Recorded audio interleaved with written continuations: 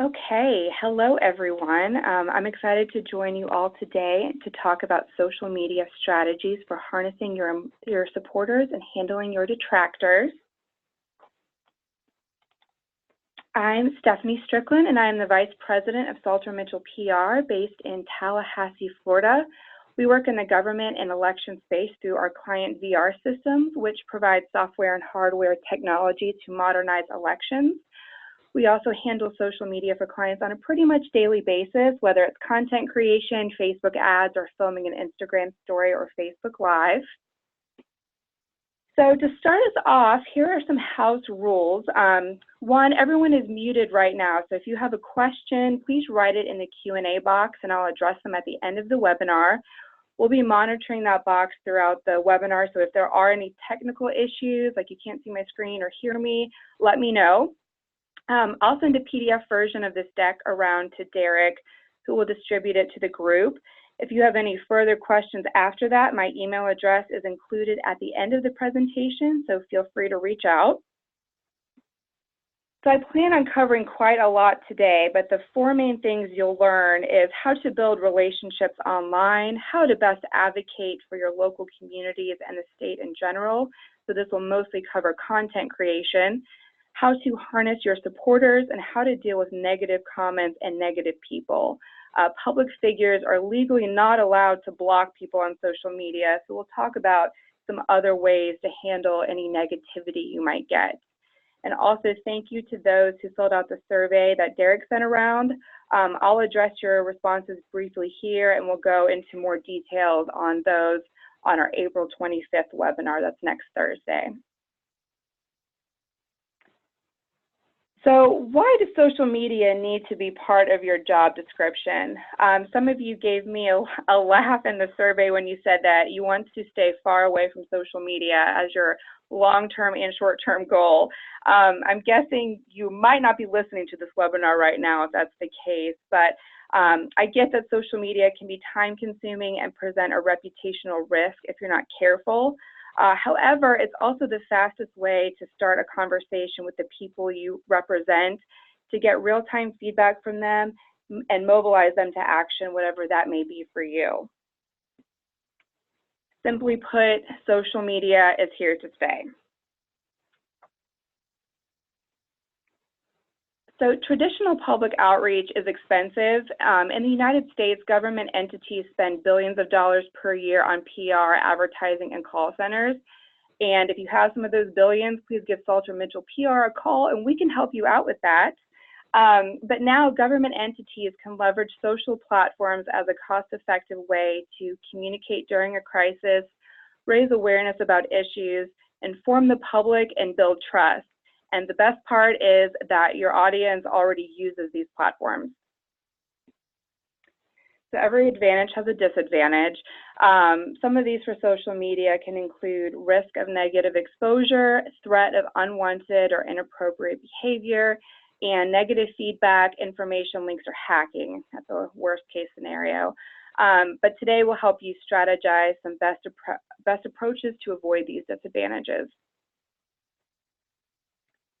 So whether you want to use social media or not, everyone else is doing it. I'm hoping some good old-fashioned peer pressure will help convince you once and for all. So I'm going to share some examples of local governments from across the country talking about social media plans and advantages. So this slide highlights Gwinnett County, Georgia's intentional presence on social media. They record and post videos from events and programs on multiple platforms and are using social media to distribute information and engage residents. And I guess this news is big enough to warrant a positive media piece, so that's an added bonus for them. Another county that is using social media to engage residents is Eddy County, New Mexico. Eddy County's agricultural extension agent said that social media has changed the way he's meeting with people, and the decision to go all in on social media was made because they recognize that's how people want to be engaged with. He's involved with 4 different Facebook pages, and the one that focuses on agriculture averages around 2,700 hits a month, and they are answering questions from all over the country. Switching direction to focus on the users, county commissioners in Butler County, Pennsylvania have adopted a policy to dictate how their county employees use social media. And we will talk about social media policies a little bit later in the webinar, but this article basically states that their policy stresses common sense. They encourage all of their employees to speak online exactly as they would in person and to know that they are always representing the county when they are online. So finding the right platform to engage your audience is essential. We're going to go through the main channels, and we suggest you choose one or two to start with if you're new to the social media world. It takes time to develop an audience, and you'll want to choose a few channels you can really devote your time to. We'll also share content examples from different types of government officials and associations from across the country. We also stalked some of you who are listening now and shared some of your best practices as well. So with more than 2 billion active monthly users, Facebook is an effective way to communicate with your publics. This is where voters are, as well as your mom. Because of this, Facebook is excellent for hosting a lot of frequently changing information. Another way to use Facebook is to promote events. Facebook does a great job of having a built-in reminder system to ping people that they received an invite. You can also do polls, go live, or run ads. And the way in which people consume information is constantly evolving, and for government officials to be successful, they must constantly engage with their followers to understand what content resonates the most. Facebook's algorithm ranks millions of posts a day to determine which ones will be the most relevant and interesting to every single reader. And the measure by which Facebook ranks posts are as followed. 1, how recently has each of your fans engaged with your past posts? 2, how much engagement is the post getting overall from people who have already seen it? 3, how engaged has the viewer previously been with the person who is posting the content? 4, does the type of post, like a status update, a photo, video, or link, match what types have been popular with the viewer in the past? And 5, how recently was the post published? So we've got to kick off our social media examples with our beloved Washington State Association of Counties. I love this idea, the use of hashtags, follower engagement, and most importantly, I love those socks. And someone please send me a pair. So for Twitter, it's a platform that has transformed the way in which communication is exchanged across a wide audience concerning key issues. People on Twitter expect to be able to quickly scroll through their timeline and take information in small chunks. As a platform, there's a greater quantity of information from users than, say, Facebook. People find that Twitter is a quick way to interact with government officials.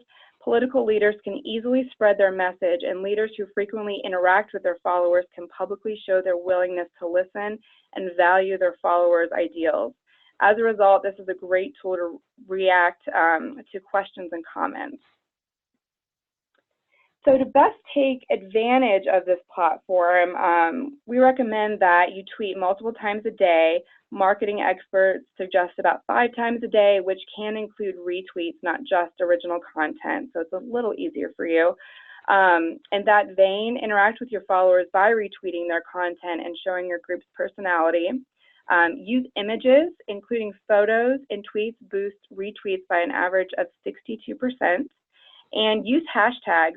This is a great way to reach audiences beyond your own followers and to track conversations. So here we have employees of King County, Washington showing a staff video with information and a call to action.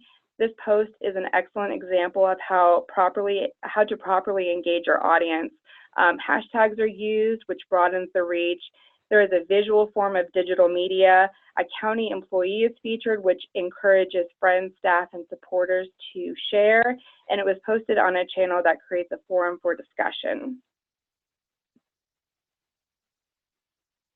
YouTube can be used to strengthen your online presence, control your narrative, and engage your audience wherever they are. More than 400 tweets per minute contain a YouTube video, and 150 years of video are watched every day on Facebook alone. For this network, though, you need a strategy and the proper tools like basic video and audio equipment to execute this network most effectively. A lot of local officials share campaign videos that include their messaging. So the channel for the Utah Association of Counties is an excellent example on how to use this platform to engage and educate your audience. They posted videos explaining what a county commissioner or council person does. They highlighted activities going on in specific counties. They spoke on the importance of their association. So all of these videos have the capability to reach more than your target audience and can be reshared on all other platforms, allowing you to reuse the content. So LinkedIn is the world's largest professional network with more than 124 million members in the US and more than 414 million members across the globe. LinkedIn is a great tool for sharing updates, job recruiting, brand management, and professional engagement. It's also a place to communicate with subject matter experts in your community. The best part of the social network is that it doesn't take much time or effort to maintain, and it's usually the site least likely to be blocked from work computers. So here is an example from Dakota County, Minnesota, sharing an employment video, which is the perfect content for a job recruiting site. LinkedIn is also becoming more and more visited for thought leadership posts, images, and videos from friends and colleagues. So Instagram is a quick, free way to enhance social media presence with visual content. It can be used to share and connect with audiences, but it's not just for selfies, foodies, and vacation snapshots. Governments and elected officials are using it to connect with citizens, promote departments and services, and tackle complex issues. Instagram is owned by Facebook, so it integrates well with other social networks, making it easy to share content. Advantages of this platform include a very high level of engagement. You can easily spread information virally, and it's also a pathway into the younger demographic. The main downside is sometimes it is tough to communicate your message through photos only, although there are now 60-second long videos in Instagram TV.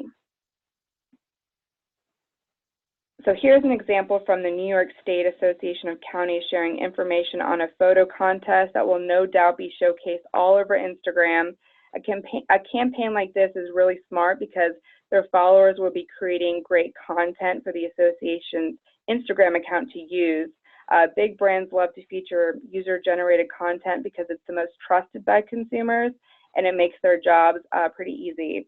I participated in a baking class at a local bakery, and my donuts were the featured image from the night and on the Instagram account, and I annoyed people about it for weeks. So Snapchat is probably the least well-known one of all, and it has carved out an interesting niche in the world of social media, considering that more than 60% of its active users are under the age of 25. As for government agencies or officials, this platform can be used for unique storytelling, as well as an interesting way to get engagement at events.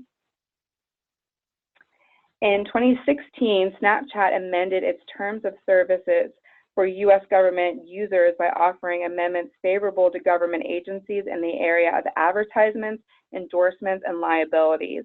This signals a perceived value in public sector participation on the platform. So here's an example of a local government using Snapchat to campaign. You can add branded filters like the image on the right to encourage people to show their support. Pricing of these can be pretty minimal, start around $5, but they vary for how long you want the filter to be available and how big your geofence is, or the zip code range for availability. So social media has emerged as a crucial touch point in building relationships between organizations and their target audience. Through these platforms, there's an opportunity to engage not only with the community, but politicians and elected officials. And social media needs to be more than just promotion. It needs to also focus on connection. So the key to any good relationship is communication, but before you communicate outwards, you have to start inwards. And by this, I mean you must be able to identify what values you and your organization bring. So this requires you to understand your audience and how your values align with their own so you can begin building those relationships through your brand content. So in this example, Kate Dean is providing value through a service by helping pick up campaign signs. She responds quickly and with a sense of humor.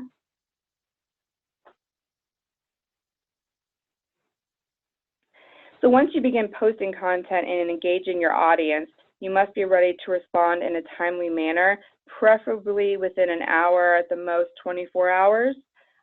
Users expect consistent engagement just as much as consistent content.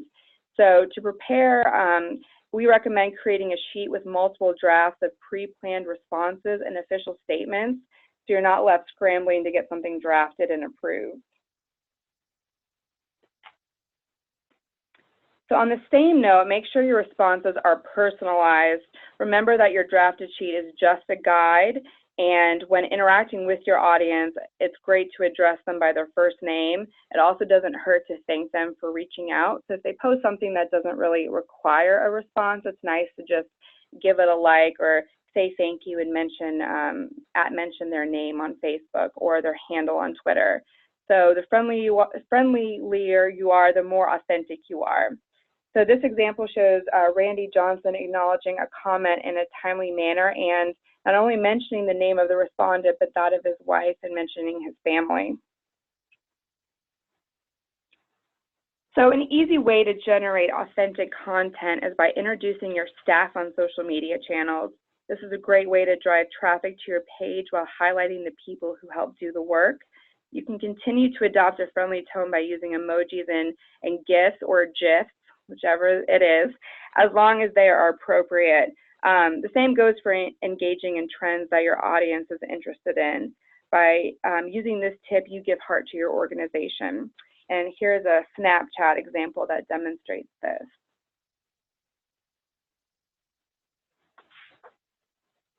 So when members of an association develop a strong social media voice and use it to advocate for their community among their personal followings, they exponentially increase their reach to associations their association has on social media.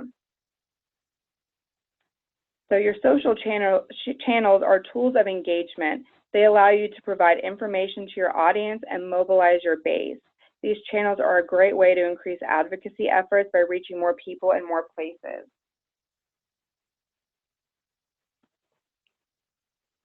So a sure way to connect with your community is by showing support by following their pages, interacting with their content, and sharing their accomplishments. By doing this, you are also increasing the amount of content posted on your channels, and that's content that will ensure interaction. So I have an example here from John Hutchings, a Thurston County Commissioner, sharing an event he went to last month. So this is a great post that shows him involved in the local goings-on and adds a bit of personality. I'm also really interested now to learn what chicken bingo is. So if someone could send me an email, let me know. I would appreciate it. So another way to show your community and constituents that you are advocating for them is by using your platform to connect with them. Twitter is an excellent channel for these interactions, and elected officials are highly active on this platform, and followers are easily encouraged to share a relatable message. As important as it is to put out engaging content for your community, you also need to spread your own work. Make sure to direct your audience to content about your events, announcements, feature articles, or quotes.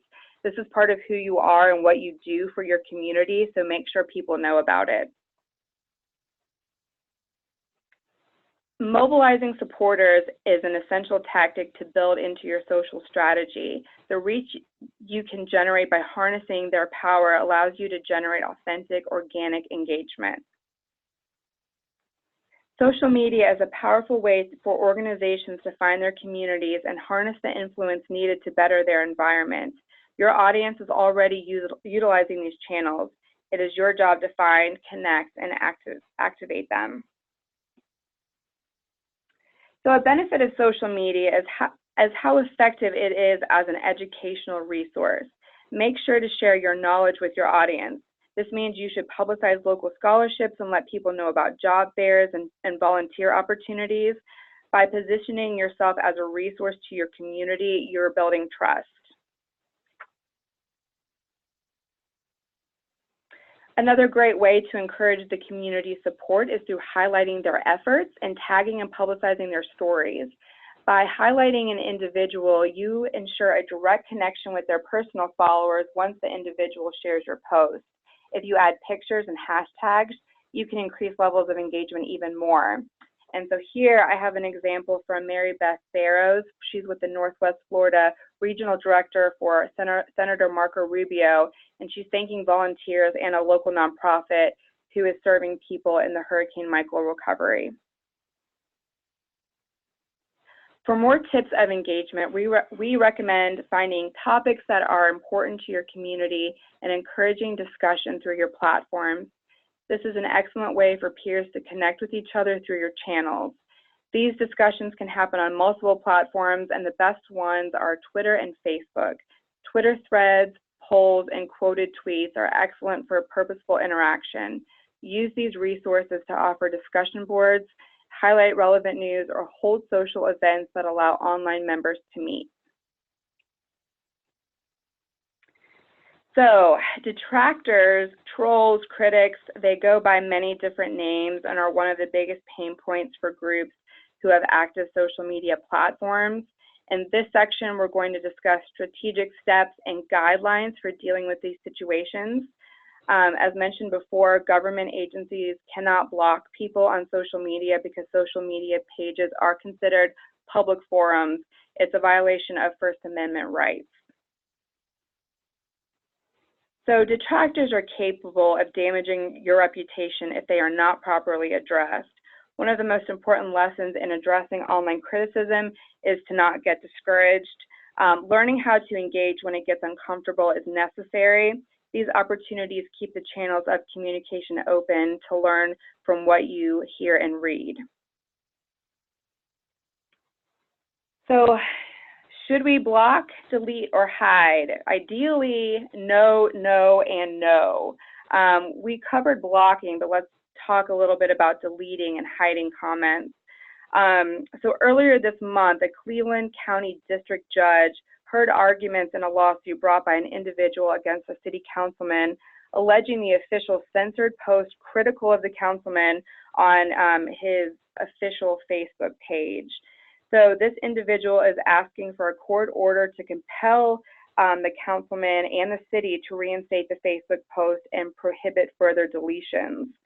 The law, and I am not a lawyer, but right now, except for blocking, which is a fairly new decision, it is a shaky and unclear at best on what exactly the clear path is. But deleting and hiding posts can open you up to these kinds of these lawsuits. So hiding posts can actually be worse than deleting them, since the citizen will not be informed and may never find out that their comment was hidden, and which kind of just makes you seem secretive, and it has a, presents kind of a barrier if this were to go to court. That citizen's friends can still see the post and make comments, which may or may not violate your policies, so now you've also censored them as well. In June, Twitter will add a hide replies feature, making the practice even more tempting. Right now, the best course of action is to have a thorough social media comment policy that clearly states what is and is not allowed, and make that publicly known. If you have really egregious posts, you can delete them, but make sure they are archived if someone challenges your decision. I would advise running everything by your legal counsel to make sure you're covered in the ever-changing realm of social media legalities, because it seems to change every day. But besides those actions, we're going to talk about de-escalating some tensions before they get to the block, delete, and hide level. So when you're presented with a comment from a detractor, the first step is to decide whether or not it warrants a response. There are posts you should ignore, including rants, inflammatory remarks, or degrading portrayals of others. Feeding the trolls, as we say, is a waste of time and can get you into hot water. Instead, monitor your platform and only respond to substantive criticism that can lead to progress or a resolution. The next step is to acknowledge the issue. An apology, when warranted, can go a long way in diffusing a tense situation. This is much less about admitting fault than it is about acknowledging someone's feelings of disappointment or anger from being let down. These responses need to be done publicly and quickly in order to receive the best results. If the conversation needs to progress for whatever reason beyond that, I would suggest taking it offline. Give them a phone number or email address to contact so that you can help them without turning this issue into a drawn-out saga. So show that you care. The key takeaway is that your audience wants to feel like you are on their side. This requires an authentic voice to carry the message. Your tone should express sincerity. Let them know their input matters to you and that their concerns are your concerns. This means you cannot follow a script word for word. You must make an emotional connection. Use their names when addressing them. Extend the offer to understand what went wrong, and you can do this again via a direct message or an email if it's more appropriate. But the point is to appear eager to solve their concern. So next steps are to correct any misinformation stated. This is the time to provide factual information with more detail along with an offer to connect for discussion. It is good for this to be done publicly so your audience can see that you value them as well as your brand. Make sure to provide contact information for a follow-up to be done offline. Do not go back and forth on social media, if it seems like it's going to require that. This allows for external voices to join the conversation and take over the narrative, which potentially loses any positive discussion. So now that we have a pretty good foundation on social media, how do you set a strategy and get it going? So the next few slides will discuss a social media policy and how it can help you get aligned internally and set clear expectations externally. So what is a social media policy? It is a code of conduct that provides guidelines for employees who post content on the internet, either as a part of their job or as a private person. Like Goldilocks, we want your policy to be just right. Many times policies can either be too sparse and won't hold up in court if they had to, or too complicated and full of legalese that your staff can't decipher what it is they are and are not supposed to do. So what should your social media policy include? Here are a few of the elements that we'll talk about. There are anywhere from 2-page documents to 15-page documents. But for right now, we're going to cover employee access, acceptable use, content, security, and legal issues. So employee access. This outlines if and how much employees are allowed to use social media during work hours and how they can get the credentials necessary to do so. So this is an example from Marin County's social media policy. And I'll give you a minute to kind of read through that. But basically, this designates who is responsible, who can use it for what purpose. They explicitly say a business purpose, and what job titles are allowed to use it, and directing everyone to review the social media policies and procedures to make sure that they understand before they're deemed access. So acceptable use designates the differences between personal, professional, and official usage and marks which accounts you own or which. So most major companies have employees put something on their social media profile that they work for whatever company, but all opinions are their own. And so that doesn't mean that they should feel like they have free license to say whatever they want, but it does alleviate some of the burden on the company or government entity, whatever it will be, if their employees do go rogue or say something that you don't want representing your group.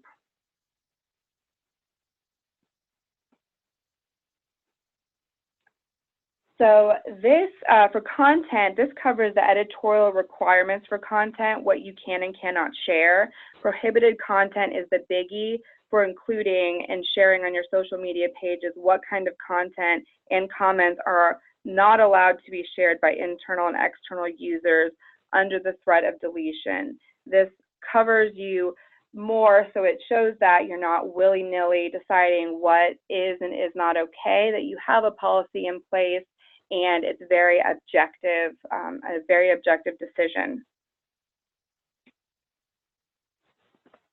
So here's a list of content you can prohibit in your plan, which includes threatening language, abusive comments, or language that is discriminatory. And this was taken from the City of Sacramento's social media policy.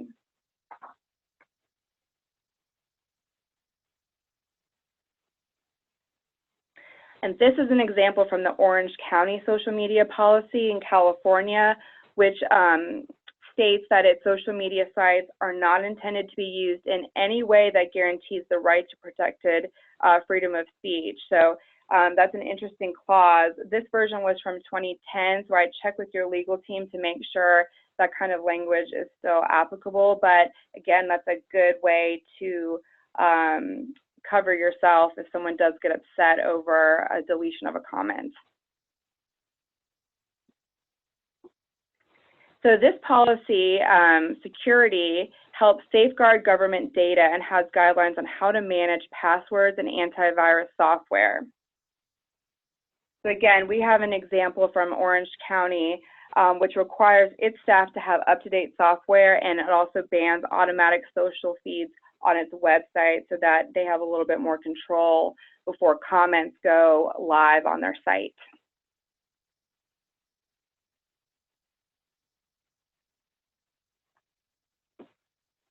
So as discussed before, social media content needs to be archived. So this policy helps spell that out for your staff. The Washington State Public Records Act requires that government agencies preserve public records regardless of physical form.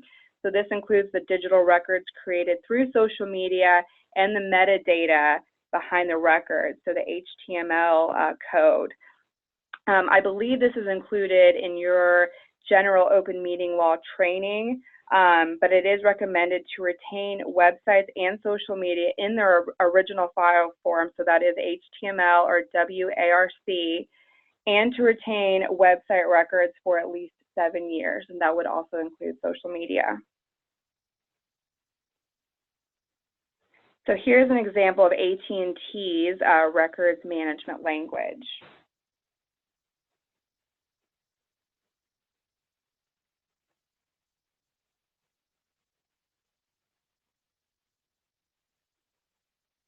So there are plenty of sample policies floating out there, and one good resource is this link here. And again, you'll get this deck, so you'll be able to capture it. It has many different city and county social media policies that you can review. And again, just to make sure the language is up to date, since the legality side seems to change every day, double check it with your team before you finalize.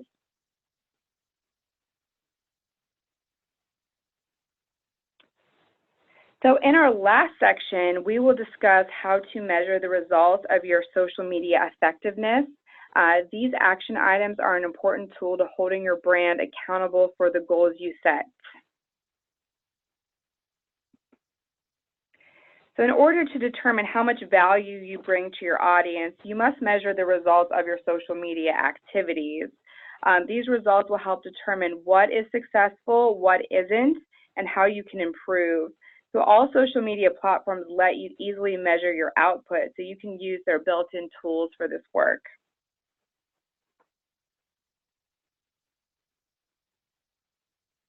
The first step is to create a list of measurable metrics. This way you can match your goals to the actual metrics and behaviors you measure.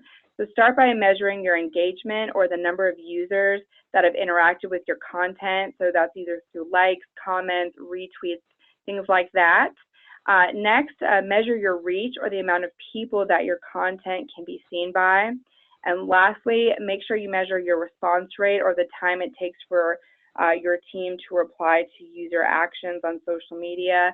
Again, if you could do it within an hour, that's great. Within 24 hours is what I think is mostly considered the maximum amount of time. So these measurables are a good way to grade yourself, and the results will help you create a new strategy in order to reach your goals. So social media platforms have analytics built in, so feel free to use them. And I have examples here on what what some of the reports look like on the site. So we have Facebook, Twitter, and Instagram, and these are just screenshots of sample reports, but you can dig really deep into the results. If you do Facebook ads, that's a very also robust platform for you to see how that's helping your audience.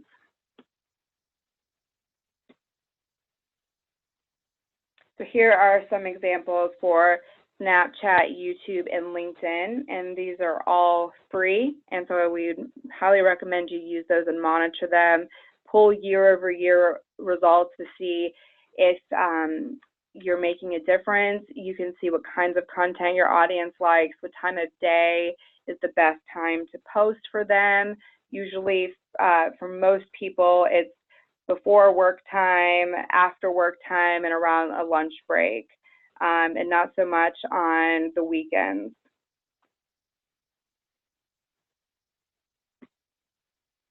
So next, you must monitor and report your results. These are two important questions to ask yourself. One, how do your numbers compare to what you expected? And two, how do they compare to your related campaigns or other public figures that you work with? So this will require you to do some background work, which is good research and can help you establish these goals. And finally, you will review your measurement program and find out what to improve. And so having these results really does help with buy-in from decision makers. You know, social media is not, it's not time consuming. It takes a lot of time, and you want to show that you are moving the needle, that people are paying attention, that all the hard work that you're doing is paying off. So I think this is a kind of a critical part that a lot of people don't pay attention to as much.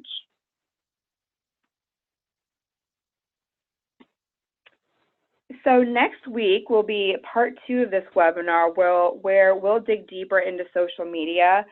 Topics will include social media advertising, scheduling and tracking content, and creating a robust social media strategy. So I'm about to open the floor to see if anyone has questions or comments, and if you have more topics you'd like me to cover next week, please let me know today or through email before next Thursday.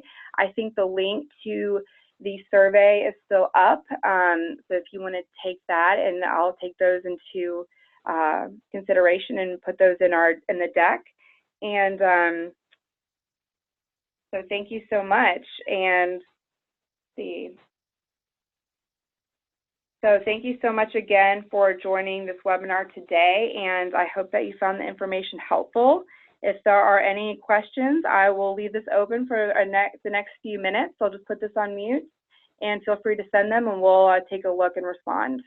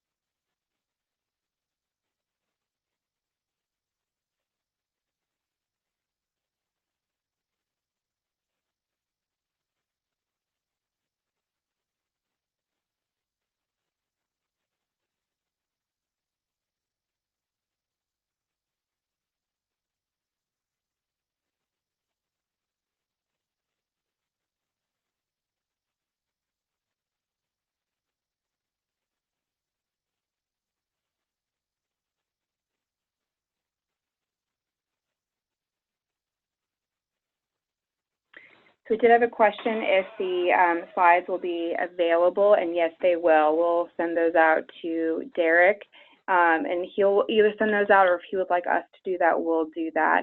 So you will get the you'll get the slides.